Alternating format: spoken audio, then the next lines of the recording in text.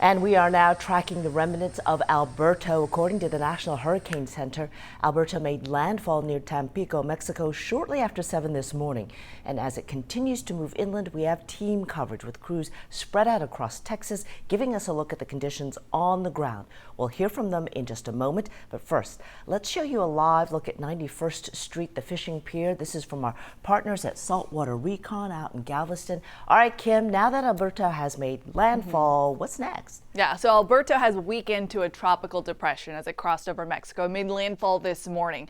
It continues to move west now at a healthier jog. It's moving at 18 miles an hour, and slowly but surely those impacts will start to diminish. For the time being, though, there's still a coastal flood warning for the southeast Texas coastline. That means we're still tracking a high rip current risk because of the increased wave heights. We still have the potential of low-lying flooding. This is to homes and businesses, and yes, still monitoring the shoreline erosion. This is the big picture. You'll notice the main energy of the system passing through central Mexico, and a lot of the heavy downpours for Texas focused along the Brownsville area, just south of Corpus Christi.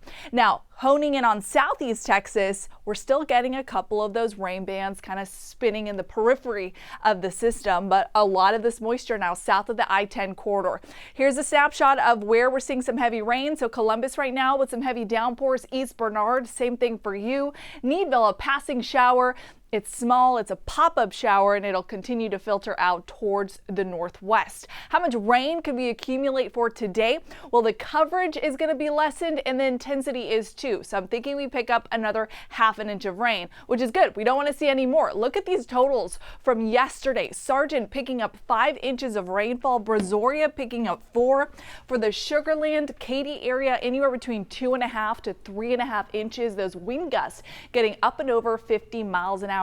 That was the same deal for Corpus Christi yesterday. Look at that wind gust clocked in at 50 miles an hour. The rainfall total just for yesterday alone, close to 4 inches. KHOU has been keeping us, informed with team coverage all across the Texas coastline, from Houston down to Corpus Christi, where we have our CBS national correspondent Dave Malkoff. He's been keeping conditions steady for us, keeping us informed. And I got to ask, now that we've seen this landfall, have you seen any sort of improvement, or is this still a waiting game, Dave? Kim, we had all the wind, we had all the rain, and we even got rain today, but this has really been a storm surge event. And if you pull out here, you can see we are kind of on the highest spot in all of North Beach in Corpus Christi, and a lot of people have been trying to make their way out of these hotels and come here. But once they reach this island that is right in the middle of all of this water, it wasn't always an island, they realize that the gas station we're at is closed. So there's no place to get gas, there's no place to get food or water. They're kind of stuck in those hotels right now, Kim. The storm surge and the high tides, both of those together, really made for a messy situation, mainly along the coastline. A lot of the rain has been fairly manageable, but I'm hoping that the coastline erosion, the high tides, the rip current risk, all that starts to hopefully subside by the end of the day. We've got team coverage also along our coastline. We've got Devon Rahming live for us in Galveston. I see the sun beating down on you now, taking a break from the shower activity, but a lot of rain came down for Galveston, and we're still looking at some impacts throughout the day. What are you noticing live now? Well, Kim, I got to be honest with you. Folks out here on Galveston Island at this point are asking, what tropical storm? I mean, clearly, if you take a look behind me here at the beach off the seawall hill, Alberto isn't stopping beachgoers from making the most of things out here in the calm after the storm, even though it's still a bit windy and the rain has let up. Now, this is video from earlier when the tide was high as Tropical Storm Alberto made landfall in Mexico this morning.